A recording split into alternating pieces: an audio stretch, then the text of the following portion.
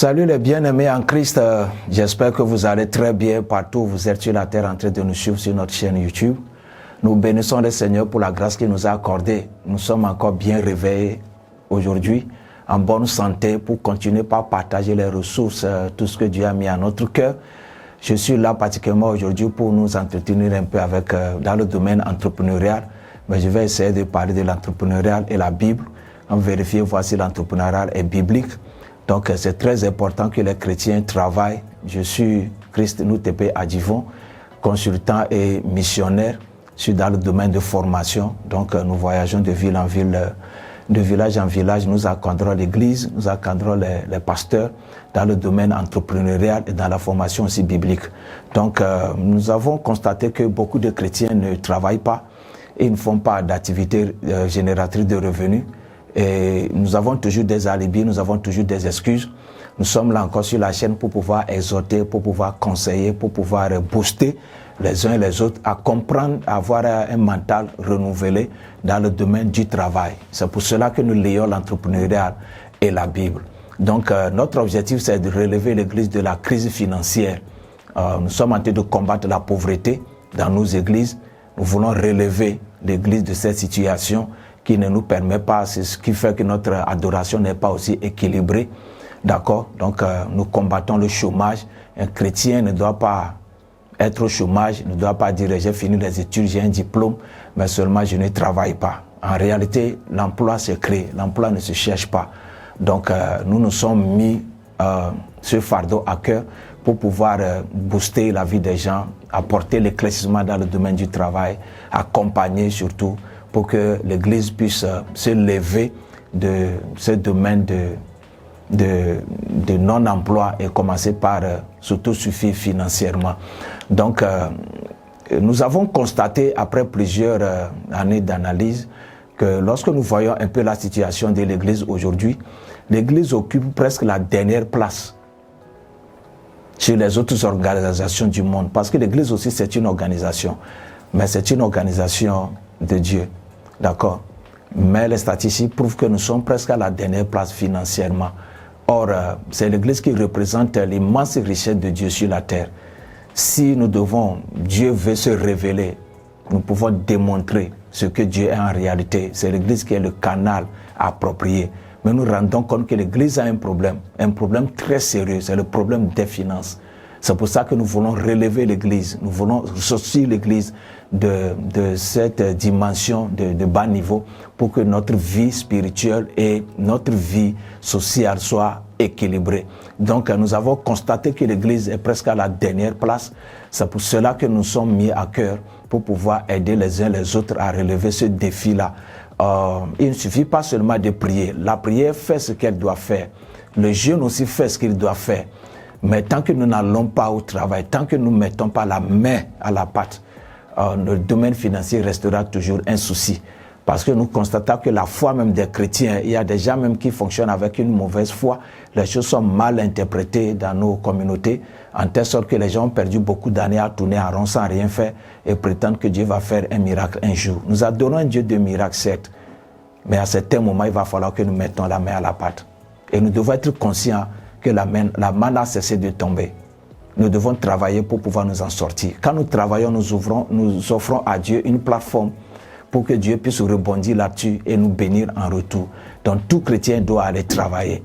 Donc nous avons vu aussi l'état de l'Afrique aussi, qui est en retard, qui est toujours pauvre. Or, c'est l'Afrique qui a servi à l'enrichissement de tous les continents du monde. Les autres continents se sont approvisionnés à base de l'Afrique pour pouvoir s'en sortir. Et jusqu'à aujourd'hui, la situation financière de l'Afrique n'a pas changé. Nous sommes toujours les pays pauvres. Et d'ailleurs même, on nous a donné ce nom-là, pays pauvres très endettés. Ce nom qui nous fait mal et que nous nous sommes mis comme défi de changer ça. Nous ne sommes ni pauvres, nous ne sommes ni endettés. L'Afrique est le continent le plus riche de la Terre. Maintenant, avant de pouvoir guérir une maladie, il va falloir faire des diagnostics, savoir ce qui ne va pas, avant de pouvoir sortir l'Église ou bien les chrétiens ou bien l'Afrique de cette situation. Nous avons vu que les causes sont multiples. Je peux les citer ici. C'est des choses que nous développons beaucoup dans nos formations. C'est très important de suivre les formations que nous organisons, que ce soit en ligne ou bien en présentiel. D'accord? Et déjà, nous avons constaté que le problème de l'Église dans le domaine financier ne date pas de quelques décennies. C'est un problème de siècles. C'est un problème depuis les premiers missionnaires qui étaient arrivés en Afrique avec l'Évangile. On ne nous a pas dit toute la vérité. On nous a donné seulement une partie de la vérité. Donc le reste est resté caché pour pouvoir satisfaire aussi les désirs des colons. C'est ce qui nous a beaucoup retardé. Et en plus encore, au moins les pays qui ont été colonisés par les Anglais, ils ont quand même eu l'avantage de goûter un peu quand même. On les a quand même laissé de petites brèches pour pouvoir s'en sortir. C'est pour cela que nous voyons que dans le domaine d'adoration, les pays anglophones sont plus encore avancés que nous qui sommes encore dans les pays francophones. C'est pour ça que nous voulons vraiment nous lever et commencer par nous développer aussi dans le domaine financier et atteindre aussi un niveau consistant pour pouvoir sortir, et nous et nos familles et toutes nos communautés, pour que nous puissions sortir de cette dimension qui ne nous arrange pas trop. Donc nous allons un peu dans la Bible pour voir si l'entrepreneuriat est biblique ou pas. Parce que tout commence depuis la Bible, tout commence depuis la Genèse. Donc quand nous lisons Genèse chapitre 2, le verset 7 à 10, la Bible dit: l'Éternel forma l'homme de la poussière de la terre, il souffla dans ses narines un souffle de vie, et l'homme devint un être vivant. Dieu a créé l'homme à son image, à sa ressemblance, il a donné la domination.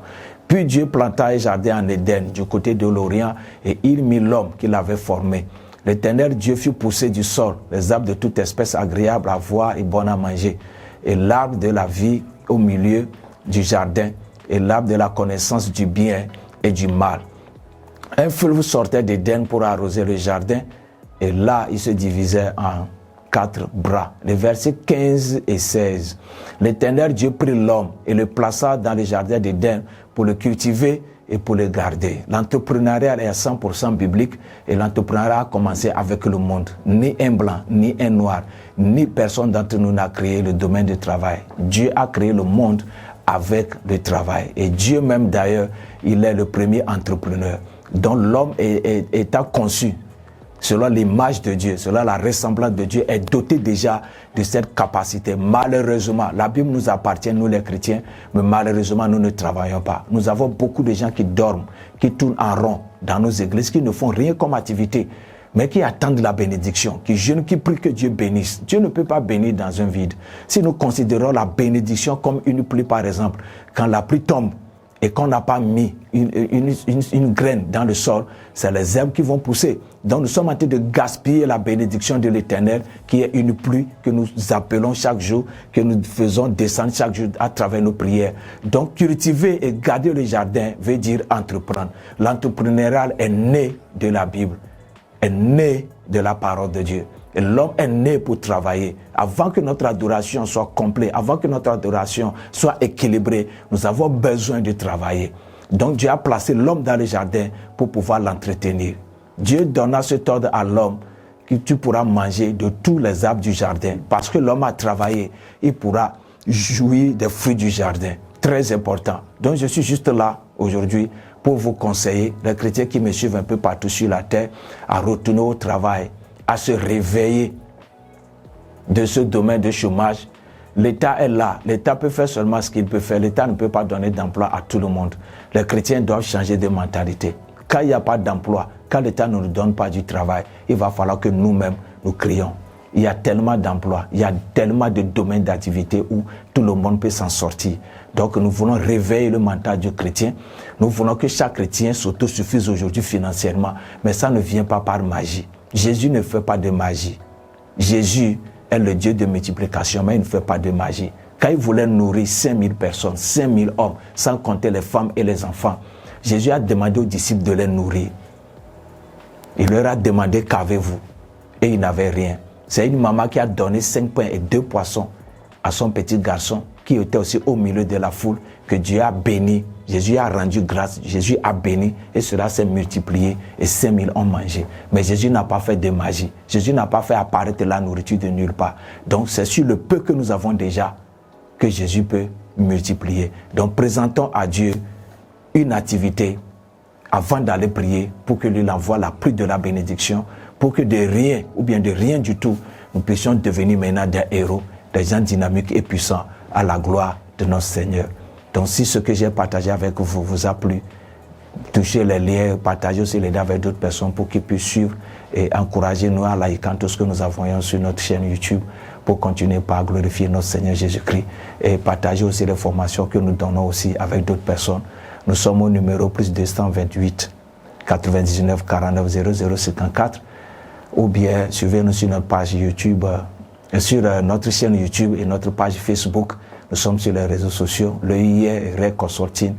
Et vous pouvez nous écrire, demander des formations, que ce soit en ligne ou en présentiel. Donc que Dieu vous bénisse tous et bonne journée à toutes et à tous. Dieu vous bénisse.